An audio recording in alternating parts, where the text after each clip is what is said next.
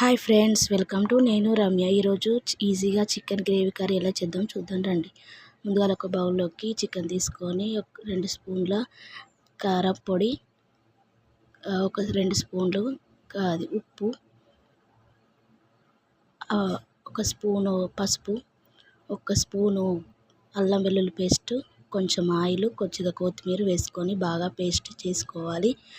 Paste చేసి magnet అయితే బాగా చేసుకొని ఒక 5 మినిట్స్ పక్కకు పెట్టుకోవాలి. మ్యాగ్నేట్ చేసుకొని ఆ తర్వాత స్టవ్ వెలిగించుకొని ఒక కడాయిలోకి ఆయిల్ పోసుకొని మసాలా ఐటమ్స్ వేసుకొని ఆ తర్వాత ఆనియన్స్ వేసుకొని బాగా కలపాలి. తర్వాత మిర్చి వేసుకొని కొంచెం బ్రౌన్ కలర్లోకి వచ్చేలాగా చూసుకోవాలి. కొద్దిగా కొత్తిమీర, తర్వాత కొంచెం పసుపు, ఆ తర్వాత చికెన్ వేసుకొని బాగా కలుపుకోవాలి. చికెన్ కొంచెం ఫ్రై లాగా వచ్చి ఆయిల్ తేలేలాగా ఉంచుకోవాలి. ఆ తర్వాత కొంచెం పెరుగు అయితే వేసుకోవాలి. పెరుగు వేసుకొని బాగా మ్యాగ్నేట్, కొంచెం వాటర్ అయితే తగినంత పోసుకొని ఆ తర్వాత పచ్చి ధనియాల పౌడర్, కొంచెం మనం నూరి పెట్టుకున్న మసాలా పౌడర్ వేసి బాగా కలుపుకోవాలి.